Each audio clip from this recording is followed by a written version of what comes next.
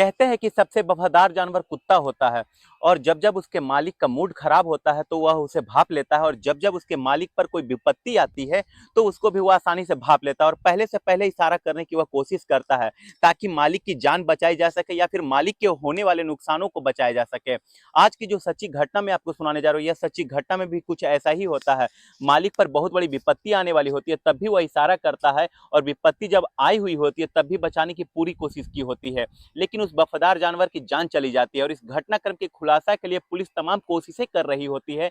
कई दिन बीत जाते हैं लेकिन जब एक पक्षी ने पुलिस की जब मदद की तो संभवतः भारत के इतिहास में पहला या एक ऐसा मामला होगा जिसमें किसी पक्षी ने किसी घटनाक्रम का खुलासा किया होता है। नमस्कार, आदाब, सत श्री अकाल। मैं मनोज यादव, मेरा अभिवादन स्वीकार करें। आज की जो सच्ची घटना मैं आपको सुनाने जा रहा हूँ, यह सच्ची घटना है उत्तर प्रदेश का एक जिला होता है आगरा। आगरा का ही एक कॉलोनी होती है बाल कृष्ण कॉलोनी। दरअसल यहाँ का जो होता है रहने वाला एक व्यक्ति जिसका नाम विजय होता है, जो कि स्वराज टाइम्स के संपादक होते हैं। इनके परिवार में एक बेटा और एक बेटी होती है, पिताजी और एक पत्नी होती है। बड़ा सा घर होता है इनका। बात कर रहा हूँ 20 फरवरी 2014 की रात। परिवार के जो लोग होते हैं शादी समारोह में जाने के लिए तैयारी कर रहे होते हैं। पत्नी ने कहा कि मेरा मन नहीं है, मैं नहीं जाना चाहती हूँ, मैं यहीं पर रहूंगी। तो पिताजी बूढ़े होते हैं आनंद शर्मा जी, वे कहते हैं कि मैं क्या करूंगा शादी में, इसलिए तुम बच्चे को लेकर के खुद शादी में चले जाओ। फिरोजाबाद शादी समारोह में जाना इनको होता है। विजय शर्मा अपना बेटा और अपने बेटी के शादी समारोह में चले जाते हैं और जब लौट करके वापस आते हैं तो घर में जैसी स्थिति छोड़ करके वे जाते हैं वैसी स्थिति नहीं होती, सब कुछ बदल चुका होता है। और जैसे ही बदलाव होता है वह वाकई इतना ज्यादा भयानक होता है, इसकी उन्होंने कभी कल्पना नहीं की होती है। अचानक से वह दरवाजा खोलते हैं और दरवाजा खोल करके जैसे ही पत्नी के कमरे में जाते हैं विजय शर्मा और देखते हैं कि पत्नी खून से लथपथ है और घर के हर एक कोने में ब्लड फैला हुआ होता है।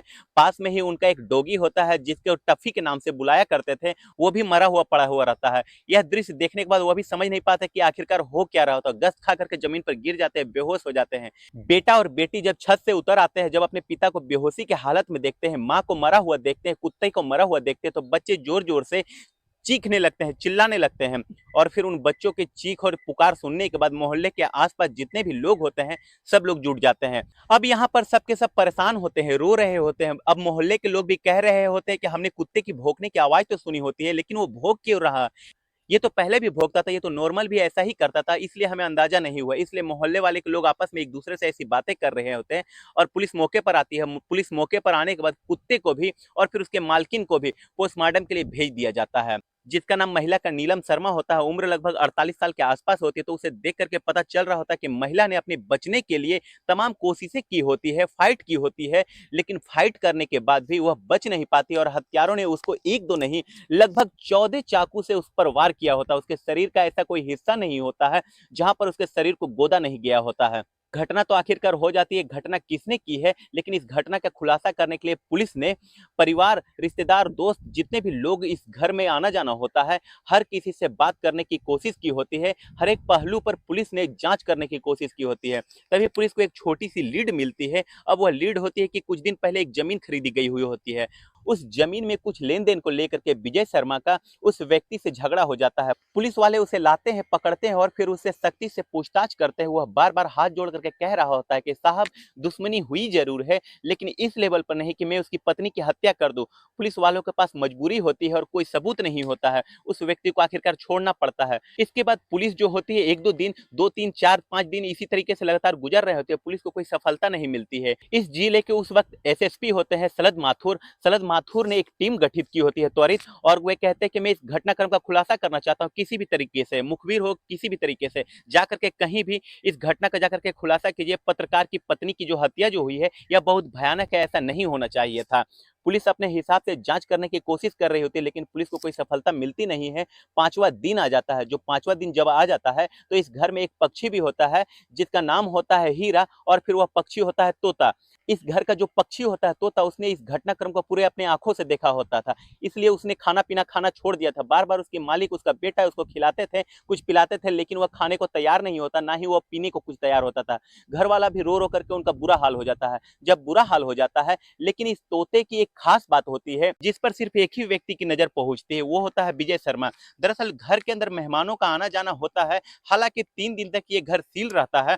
ताकि सील रहने के दौरान इस पूरी घटनाक्रम में पुलिस वालों ने घर से सबूत जुटाने की तमाम कोशिशें की होती है, फिंगरप्रिंट्स उठाने की कोशिश की होती है।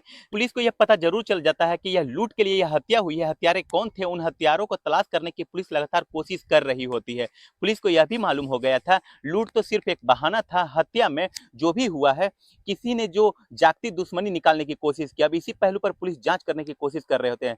तभी इस तोते की हालत जो होती है घर के एक मेहमान को देख करके लगातार बिगड़ जाती है। जब जब वो उस पिंजरे के बराबर से वो मेहमान गुजरता था, आता था, जाता था, तो ये तोता बुरी तरीके से चिल्लाता था, चीखता था और फिर चिल्लाने और चीखने में भी बुरी तरीके से फड़फड़ाता था। चिल्लाने और चीखने में भी यह जो तोता होता बुरी तरीके से फड़फड़ाता था। तब इसके जो पंख होते उड़ने लगते थे, टूट करके गिरने लगते थे। ठीक उस रात भी वैसा ही होता है जिस रात इस घटना हुई थी, क्योंकि उस तोते ने पिंजरे के अंदर रहते हुए काफी फड़फड़ाया होता है, काफी चीखा होता है, काफी चिल्लाया हुआ होता है, लेकिन उसकी चीख पुकार की आवाजें फर्क क्या पड़ रहा होता है, वह पिंजरे के अंदर जो बंद होता है। खैर, पुलिस आगे जो होती है इस मामले की पहुंच नहीं पा रही होती है। मालिक को लगा होता है कि कुछ ना कुछ बात जरूर है। तभी मालिक ने कहा कि किसने मारा, तो फिर आखिरकार तोता बोलता है उसने मारा, उसने मारा। बार बार एक ही बात बोल रहा होता है, उसने मारा। अब ये किसने मारा नाम जो होता है एक लेते हैं, घर में हर एक सदस्य का नाम लिया जाता है, घर के अंदर आने वाले हर एक शख्स का नाम लिया जाता है, जो रिश्तेदार होते हैं उनका भी नाम लिया जाता है, जो दुश्मन होते हैं उनका भी नाम लिया जाता है। विजय शर्मा लगातार नाम ले रहे होते हैं। नाम लेते लेते जब आंसू का नाम लेते हैं तो कहता है तोता उसने मारा, उसने मारा। बस इतना कहते ही वे काफी देर तक इस वक्त को बिताने की कोशिश करते हैं और बाहर से आते हैं और फिर कहते हैं कि आंसू, तो तोता कहता उसने मारा, उसने मारा। जब तोता एक ही जुबान एक ही बात बोल रहा होता है तो वे सीधा एसएसपी के पास जाते हैं विजय शर्मा, और फिर एसएसपी से जाकर के कहते हैं कि कुछ अलग है मामला, आप देख लीजिए, यहां से अगर आपको कुछ सफलता मिलती है तो आप देख लीजिए। दरअसल विजय शर्मा का सगा भांजा होता है आशुतोष गोस्वामी उर्फ आंसू, जो कि अर्जुन नगर का रहने वाला होता है। थाना लगता है उसका साहागंज। और फिर एसएसपी जो होते हैं शरद माथुर, वे उस लड़के को पकड़वा करके मंगवाते हैं और आखिरकार उस तोते के सामने खड़ा करते हैं। और खड़ा करने के बाद जब तोते से आखिरकार पूछा जाता है कि किसने मारा, तो तोता कहता है उसने मारा, उसने मारा। जब नाम लेते हैं आंसू का तब कहते हैं उसने मारा। पुलिस के लिए एक सबूत मिल चुका होता है, एक लीड मिल चुकी होती है, एक रास्ता मिल चुका होता है।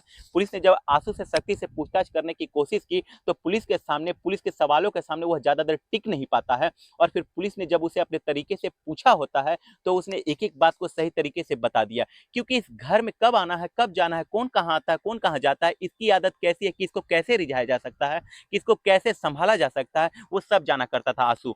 और फिर जब 20 फरवरी 2014 की वह रात होती है, जब यह परिवार विजय और उनका बेटा और बेटी जब शादी समारोह में गए थे, तब यह आधी रात के बाद घर के अंदर प्रवेश करता है। और घर के अंदर घुसने के बाद सीधा ये जाता है उस कमरे में प्रवेश करता है जिस कमरे में नीलम शर्मा सोई हुई होती है, लेटी हुई होती है। उसका दोस्त होता है रोनी मेसी। रोनी मेसी को पहले तैयार किया जाता है, चेहरे पर नकाब लगा हुआ होता है। और फिर यह जा करके रोनी मेसी कहता है कि घर में जितनी भी नकदी है, जितना भी सोना है, जितने भी जेवरात है, चांदी है, जो कुछ भी है ला करके मुझे दे दो, नहीं तो अपनी जिंदगी से तुम हाथ धो बैठोगे।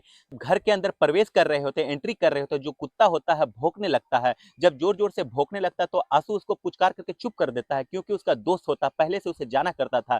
अब यह घर के अंदर जा करके अपना काम कर रहे होते हैं तो महिला घबरा जाती है, आखिरकार डर जाती है। और फिर जितने भी घर के अंदर पैसे होते हैं, जेवरात होते हैं, नकदी होते हैं, जो भी कुछ होता है, वे ला करके सीधा उसके हाथ में रख देती है, रोनी मेसी के हाथ में रख देती है। और रोनी मेसी ही इस लूट को लीड कर रहा होता है। और तभी ना जाने क्यों नीलम शर्मा ने अचानक से आवाज लगाई, आंसू तुम। अब आंसू आखिरकार घबरा जाता है और फिर उसके हाव भाव से, उसके कदकाठी से, आखिरकार उसके चाल चलन से उसको वह पहचान लेती है, क्योंकि वो उसको बचपन से ही अपने बेटे की तरह जो प्यार करती थी। कोई माँ जो होती है अपने बच्चे को, कोई औरत अपने परिवार में किसी भी रिश्तेदार को बहुत ही आसानी से पहचान सकती है, क्योंकि औरत की निगाहें आदमी से कहीं ज्यादा तेज होती है।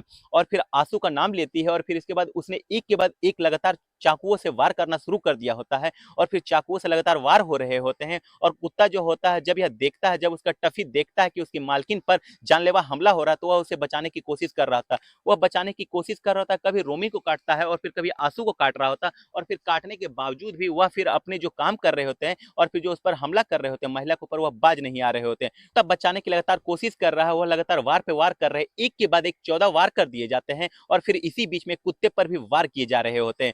कुत्ते ने अपनी मालकिन को बचाने के लिए हर संभव हर तरकीब की अपनाई हुई होती है, हर तरीके से कोशिश की होती है, लेकिन वह बचा नहीं पाता है। लेकिन फिर अपनी मालकिन के लिए उसने अपनी जान जरूर दे दी। पोस्टमार्टम रिपोर्ट से खुलासा होता है कि 9 बार चाकू मारे गए होते हैं कुत्ते को, और फिर 14 बार चाकू मारे गए होते हैं मालकिन नीलम शर्मा को। और फिर पुलिस इस घटनाक्रम का खुलासा कर देती है।